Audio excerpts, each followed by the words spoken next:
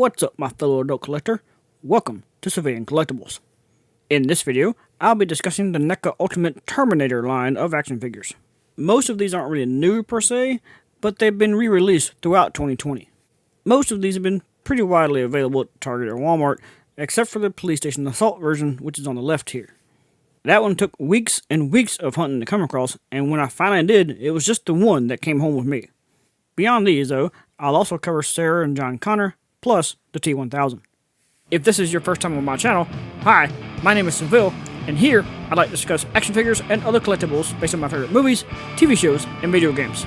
If you find this video enjoyable or informative, please give me a thumbs up, don't forget to subscribe, and hit that notification bell. For now though, I'm going to start with a good, slow, up and down look at both T-800 figures. Just for the sake of clarity, the one on the left is from Terminator 1, and the one on the right is from Terminator 2. Even though both of these figures have pretty similar aesthetics, I'm sure for a lot of people their favorite is the reprogrammed T-800 from Judgment Day. Along with these two, I do also have the earlier version of the T-800 from the first movie. Even though that is how he dressed in the beginning, it's hard for me to see that style and think Terminator. As I mentioned earlier, these are all re-releases for 2020, but I did actually already have the T2 version from its original release in 2015. Just in case you're curious, there are some differences between the original release and the reissue, such as the primary head sculpt, as well as a few different little paint and wash details. Personally, I do think that the original head sculpt looks a little better than the reissue, but the body looks better on the reissue than it did on the original. So, I'm going to do a little mixing and matching in order to get the best of both. They do all include alternate head sculpts, mainly to show different levels of damage done to the outer living tissue. I actually prefer these sculpts because it does show the cybernetics, and therefore making the figure more than just Arnold Schwarzenegger. Beyond the alternate heads though, each figure does have plenty of accessories. Most of them being a lot of guns. I'll go through and give you a quick close-up of each set. These come with the first appearance Terminator, the next set came with the Police Station Assault Terminator, and finally, this big set came with the T2 T-800, making them all very well armed when you have them fully geared up. Before I move on to other characters, I want to show that I do own an endoskeleton figure, but it's from like 2006 and definitely not an Ultimate, so it's not made nearly as well as the more modern releases. With that said, now I'll give you a look at Sarah and John Connor from their 2-pack release, as well as the T-1000.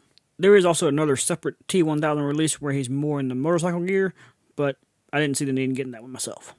All three of these certainly look great, and definitely fit in with the proper scale of each other. Also, there's plenty of accessories between all three of them. The Sarah and John 2-pack came loaded with weapons and other items from the movie. The T-1000 came with a lot of extra parts to swap out for different looks. Sarah can be put in full tactical gear like she was dressed when she was getting ready to go take out Miles Dyson. John comes with his backpack, laptop, and wired connections, plus there's also the cased endoskeleton arm left over from the first movie. The T-1000 comes with a pistol along with the right hand to properly grip it.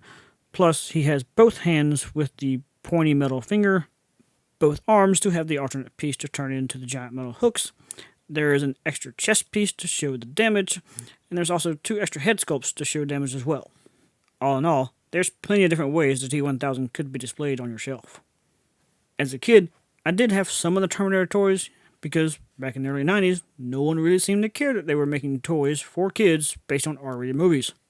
Obviously, these are way more awesome than those ever were, but these are pretty much what I imagined in my mind when I played with those. I'm not going to go over the articulation very much, because it is pretty consistent for most NECA products, but I will go ahead and at least name all the points real quick. Each figure does have joints at the neck, shoulders, elbows, and wrist. Those elbows can rotate as well. Each one does feature a tornado waist, as well as joints in the hips, knees, and ankles. The knees also have rotation like the elbows, and finally, the Police Station Assault figure is the only one to feature rotation at the top of the boot. So, with all that said, it is now time to run the NECA Ultimate Terminator line through my guidelines for a complete and fair review. These aren't new sculpts now, but I'm going to let that get a pass because they're not meant to be. These are simply reissues of previously released figures. The sculpts are all highly detailed.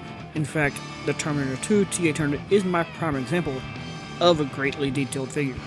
They are all incredibly accurate and in scale with each other. They are all balanced pretty well, but none of them meet my 25-point threshold for articulation. They all certainly come with plenty of accessories, but accessibility is very scattered and unpredictable. When you can find them at retail, the pricing is fair, but NECA does suffer from a lot of quality control issues. The Gatling gun on mine became very fragile as I went through this video and is falling apart in the hands of the T800, leading my final score for the line as a whole to a 7 out of 10 star rating, meaning they're still pretty amazing and worth owning for all fans of the franchise. So while I certainly don't advocate paying scalper prices on the secondary market, if you can find these at retail, they are most definitely worth adding to your collection.